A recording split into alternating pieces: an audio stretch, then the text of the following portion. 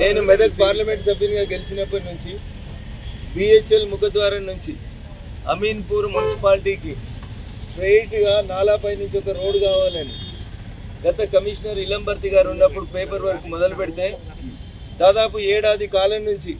అధికారులు మీనమేషాలు లెక్క పెడుతున్నారని ఒకసారి పోయినటువంటి జిహెచ్ఎంసీ సమావేశంలో గట్టిగా నిలదీయడంతో పాటు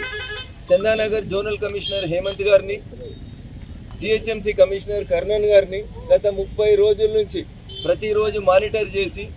ఫిజికల్గా మీరు వచ్చి ఈ నాలా పరిస్థితి, రోడ్డు పరిస్థితి చూస్తే మా సమస్య అర్థమవుతుందని చెప్పిన సందర్భంలో మా విజ్ఞప్తిని మన్నించి ఈరోజు జిహెచ్ఎంసీ కమిషనర్ ఆర్వి కర్ణన్ గారు ఇక్కడికి రావడం జరిగింది.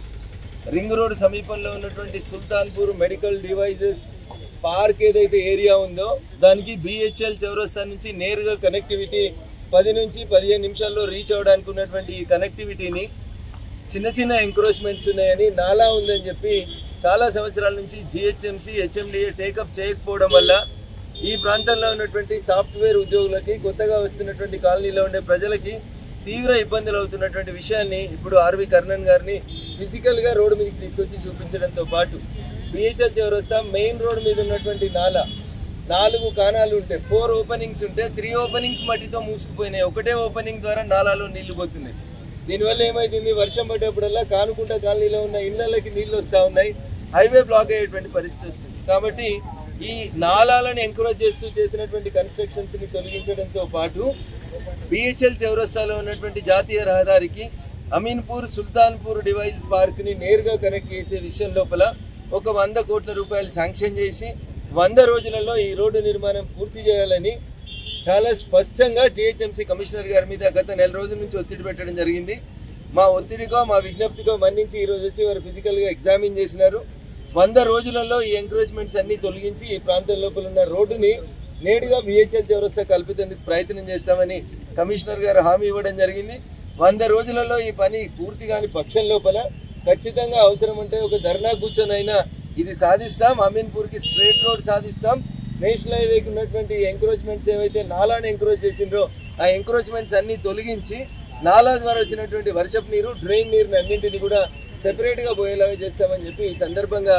ఈ ప్రాంత ప్రజానికానికి, అమీన్పూర్ మున్సిపల్ ప్రజలకి, బిహెచ్ఎల్ చౌరస్తాలో ఉన్నటువంటి వర్తక వ్యాపార వాణిజ్య మిత్రులందరూ కూడా ఈ సందర్భంగా తెలియజేస్తూ ఈ పని సాధ్యమైనంత తొందరగా చేస్తామని చెప్పి ఈ సందర్భంగా మీ ద్వారా ప్రజలకు తెలియజేస్తాం. దుబ్బాక ఎమ్మెల్యే ఉన్నప్పుడు బీరంగూడ కమాన్ దగ్గర నుంచి రింగ్ రోడ్ దాకా రోడ్డు కావాలి, అస్తవ్యస్తంగా ఉంది, అవకతవకలు ఇబ్బందులు ఉన్నాయని చెప్పినప్పుడు అసెంబ్లీలో మాట్లాడితే నేను అప్పుడు ఈ ప్రాంత ఎమ్మెల్యేని కాకుండా మాట్లాడి ఆ రోడ్డు పూర్తి చేయించాను. ఖచ్చితంగా మీరు చెప్పిన పటాన్చెరు మార్కెట్లోంచి ఇందిరేశం మీదుగా దౌలతాబాద్ చౌరస్తాకు పోయేటువంటి రోడ్ డెవలప్మెంట్ విషయంలో కూడా త్వరలోనే గౌరవ R&B మినిస్టర్ కోమటిరెడ్డి వెంకటరెడ్డి గారిని కలిసి ఆ రోడ్డు పనులను కూడా ప్రారంభించేలా చర్యలు తీసుకుంటానని చెప్పి ఈ సందర్భంగా హామీస్తా ఉన్నాం. అంతేకాకుండా నోవాపాన్ చౌరస్తా దగ్గర నుంచి మొదలుకొంటే కర్దనూరు నుంచి BDL బానూరు శంకర్పల్లి చౌరస్తా దాకా ఉన్నటువంటి రోడ్డు, ఈ 2 రోడ్లు కూడా పెరుగుతున్నటువంటి ట్రాఫిక్ అవసరాలని దృష్టిలో పెట్టుకొని మధ్యలో డివైడర్ను పెట్టి అటు 2 లేన్లు ఇటు 2 లేన్లు కొత్త రోడ్లు మంజూరు అయ్యేలాగా కోమటిరెడ్డి వెంకటరెడ్డి గారి మీద ఒత్తిడి తెచ్చి పారిశ్రామిక ప్రాంతంలో పనిచేస్తున్న కార్మికులు, సాఫ్ట్వేర్ ఉద్యోగులు ట్రాఫిక్లో గంటలు అవస్థలు పడకుండా ఖచ్చితంగా చర్యలు తీసుకుంటానని ఈ ప్రాంతం నుంచి ప్రాతినిధ్యం వహిస్తున్న పార్లమెంట్ సభ్యుడిగా మీ ద్వారా మా ఓటర్ మహాశయులందరూ కూడా సవినయంగా తెలియజేస్తారు.